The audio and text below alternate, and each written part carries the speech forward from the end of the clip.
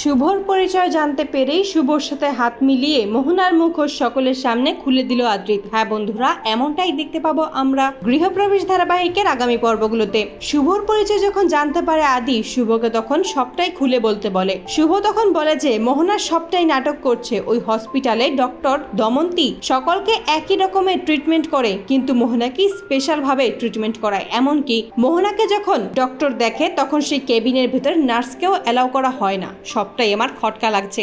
আদিও তখন বলে যে আমারও কেন যেন বারবার মনে হচ্ছে মোহনা প্রেগনেন্ট নয়। যদি সত্যিই সেটা হতো তাহলে তো ও নিজের খেয়াল রাখতো, কারণ ও নিজেও একজন ডক্টর। শুভ তখন বলে যে ওর ওপর আমাদের নজর রাখতে হবে।